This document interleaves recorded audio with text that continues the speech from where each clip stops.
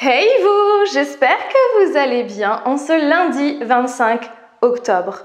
Et aujourd'hui, nous sommes quel jour déjà? Oui, le premier jour de la semaine Halloween qui va durer jusqu'au dimanche 31 octobre, le jour d'Halloween. Vous allez donc pouvoir me retrouver tous les jours à 17 h sur ma chaîne pour une toute nouvelle vidéo à chaque fois où je vais bien sûr vous parler du thème d'Halloween. Et franchement, je suis vraiment contente parce que j'ai essayé de diversifier au maximum cette semaine, donc j'espère qu'elle va vous plaire. N'hésitez pas à réagir comme d'habitude en commentaire, à en parler aussi pourquoi pas sur les réseaux sociaux avec le hashtag Halloween. Comme ça, on pourra discuter ensemble. Comme l'année dernière, je vous retrouve aujourd'hui pour vous parler de ces films d'horreur qui ont été inspirés de faits réels. Mais avant, générique. You call me a saint, but you know I'm a stranger, all willing and able to do what you want. You think I'm a thinker, but I'm just a singer, all messy and pretty, just making believe. Je commence avec le film Slender Man. Ce film de Slender Man est inspiré de la creepypasta du même nom. Alors creepypasta, c'est tout simplement les légendes d'internet. Donc dans ce film, des jeunes filles tentent d'interpeller Slender Man, puis l'une d'elles disparaît. Les producteurs ne l'ont jamais avoué, mais ce film serait inspiré d'une histoire vraie, d'une tentative de meurtre qui a eu lieu en 2014. En fait, deux fillettes ont tenté de tuer leur camarade de classe sous prétexte qu'un certain Slender Man leur aurait demandé. C'est hyper glauque. Mais heureusement, la victime a survécu. Je vais maintenant vous parler de l'un des films de Wes Craven, oui, le papa de Scream, qui est d'ailleurs inspiré de faits réels dont je vous ai parlé dans cette vidéo-là. Mais cette fois-ci, on va parler d'un autre film, L'Emprise des Ténèbres. Dennis Allan, un jeune anthropologue, est envoyé en mission dans une clinique à Haïti pour rencontrer un patient diagnostiqué mort et enterré quelques années plus tôt. Ce film est en fait basé sur les travaux de l'anthropologue Wade Davis. Donc voilà, vous retenez bien ce nom et là maintenant on va parler d'une autre personne. J'allais dire personnage, mais non, il a réellement existé. On va parler de Clervus Narcisse qui serait mort le 2 mai 1962 et enterré le lendemain. Mais selon ses propres témoignages, parce que oui, vous allez vite comprendre qu'il n'est pas mort, selon ses propres témoignages, il a touché, après avoir touché la poudre du zombie, il se serait vu mort et il aurait assisté à son propre enterrement. Du coup, il n'est pas vraiment mort. Maintenant, je vais vous parler de l'anthropologue. En 1985, il va récupérer auprès de sorciers vaudous cette fameuse poudre du zombie pour l'étudier, pour l'analyser. Et c'est là qu'il va s'apercevoir que sur cette poudre, il y a du TTX, de la tétrodotoxine. La tétrodotoxine, peut entraîner un état proche de la mort et donc peut permettre à la personne qui touche cette poudre, il peut faire croire aux autres qu'il est mort, alors qu'en fait, pas du tout. Ce qui est donc le cas avec Clervus Narcisse. Ouais, je pense que Wes Craven aime beaucoup faire des films inspirés de faits réels. J'imagine bien. Bon, il s'est passé quoi aujourd'hui?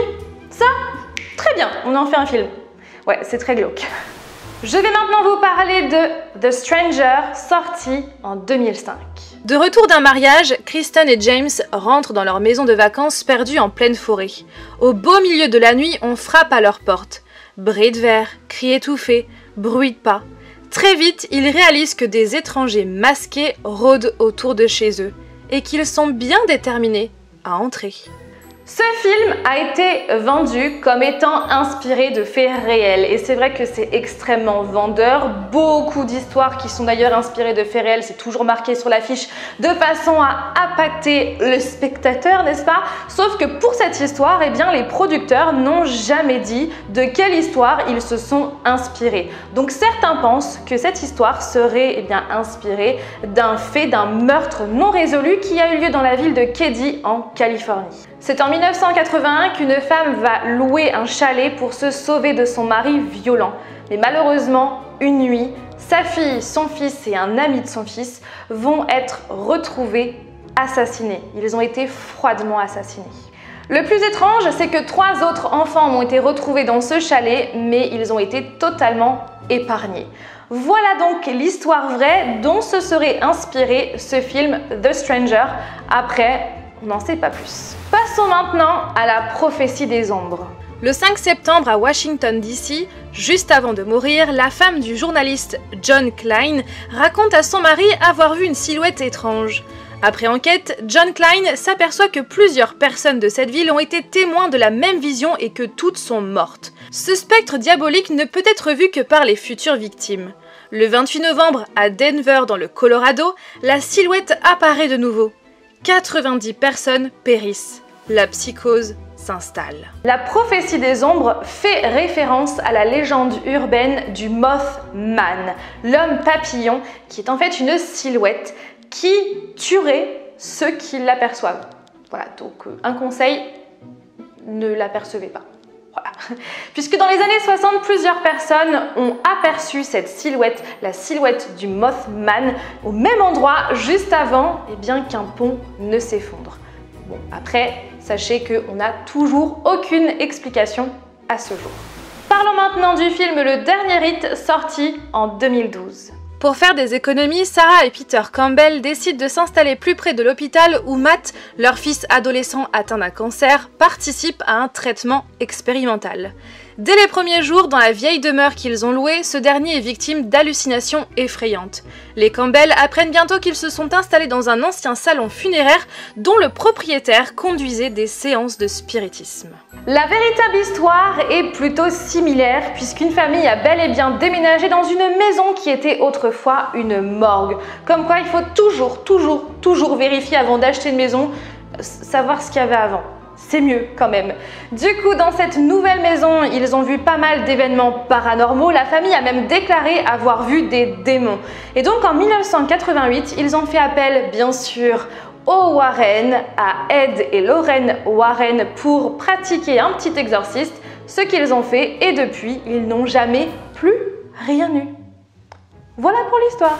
Parlons maintenant du film Blackwater. En balade dans le nord de l'Australie, Grace, Adam et Lee décident de partir pêcher en compagnie d'un guide local. Alors que leur bateau file sur la rivière, ils sont attaqués par un crocodile.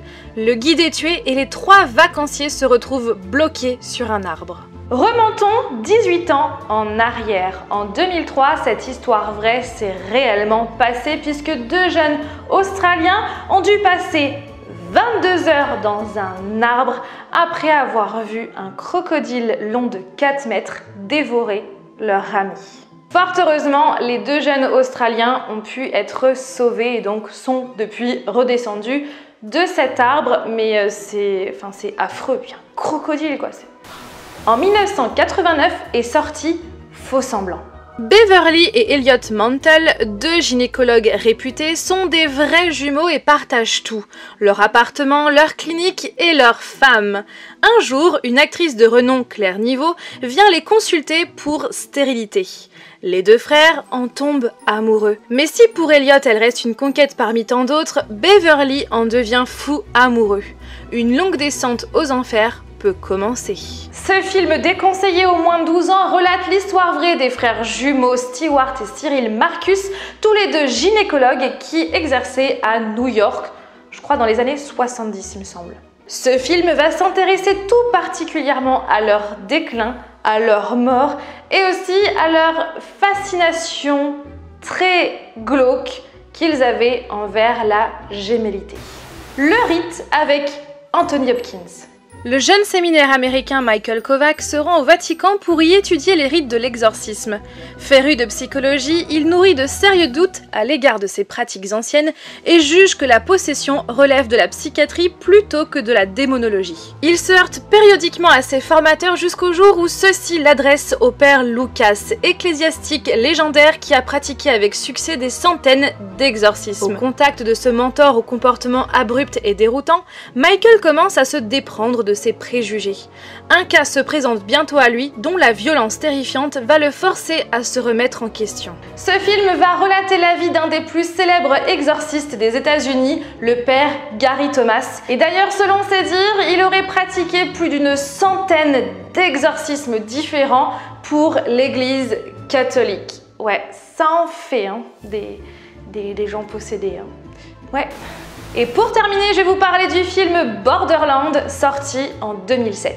Lorsque trois amis se rendent dans une ville frontalière mexicaine pour s'amuser, ils se retrouvent mêlés à un culte spécialisé dans le sacrifice humain. Ce film est donc basé sur l'histoire vraie du gourou. Il a un prénom, mais je ne vais pas vous dire lequel, enfin vous allez le deviner en fait, c'est la version mexicaine d'un prénom qu'on n'a plus le droit de prononcer, du coup je ne le prononce pas parce que je pense que la version mexicaine doit aussi être censurée, du coup je ne dis rien. Donc c'est de Jesus Constanzo. Cet homme avait en fait plusieurs casquettes. Il était d'abord gourou d'une secte située à la frontière mexicaine, il était aussi seigneur de la drogue et également chef de culte cannibale qui a été responsable de la mort de l'étudiant Mark Kilroy. Du coup, ce film Borderland raconte bien l'histoire de cet homme et voilà, tout simplement. Et sincèrement, cette vidéo, à chaque fois quand je découvre ces films, je dois vous avouer que pour beaucoup, je ne les ai pas vus, hein, ceux dont je vous ai parlé, donc je compte les voir, ça c'est sûr et certain. Mais quand je fais des recherches et que je vois qu'en fait, il s'est passé ça et ça dans la vraie vie, du coup, c'est ça qui a fait que ce film est comme ça, je me dis, mais c'est pas croyable, quoi, c'est... Waouh! À chaque fois, je suis toujours sur les fesses quand je fais ce genre de script. Pareil pour la vidéo que vous allez voir dans 2 jours, quand j'ai fait le script de cette vidéo, quand je l'ai préparé et tourné, je me dis mais c'est pas possible en fait, il se passe tellement de choses, enfin bref, vous verrez. Et bien sûr, il existe encore d'autres films d'horreur inspirés de faits réels dont je n'ai pas encore parlé, mais je pense que je n'en parlerai jamais, étant donné qu'il n'y a pas assez d'informations sur ces films.